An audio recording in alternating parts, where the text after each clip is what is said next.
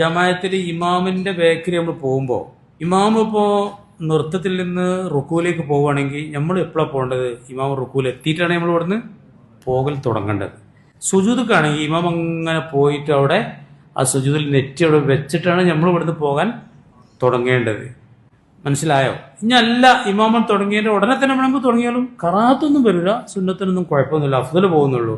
ഒപ്പം പോയാൽ കറാത്താണ്, ഒപ്പം പോവുക. ചിലപ്പോൾ ഓവർടേക്ക് ചെയ്തും പോകുന്ന ഒരു സ്വഭാവം ഉള്ളവരുണ്ട്. ചിലവർ അങ്ങനെ ഉണ്ട്, അത് ശീലാണ്. ഇമാമിന് മുമ്പെന്നാണ് പോകും, കറാത്താണ്. നിസ്കാരം ശരിയാവും, പക്ഷെ കറാത്താണ്, അത് ചെയ്യാൻ പാടില്ല. ഏറ്റവും അഫ്ദല് ഇമാമ് പോയിടത്തേക്ക് എത്തിയിട്ട് നമ്മൾ തുടങ്ങാം, അതാണ് ഏറ്റവും അഫ്ദല്. തറാബിക്ക് ചിലപ്പോൾ അങ്ങനെ ആകുമ്പോൾ ചിലപ്പോൾ ഇമാമ് പുറത്ത് എത്തിയിട്ടുണ്ടാവും ചിലപ്പോൾ, അപ്പോൾ അത് നോക്കിയിട്ട് കാര്യമില്ല അല്ലേ? പക്ഷെ നമുക്ക് അള്ളാനെ ലൈനിൽ കിട്ടാത്തതുകൊണ്ടേ ഉള്ള പ്രശ്നമാണ്. നമുക്കൊക്കെ ഈ പറഞ്ഞ എനിക്കൊക്കെ വേഗം കഴിയണം.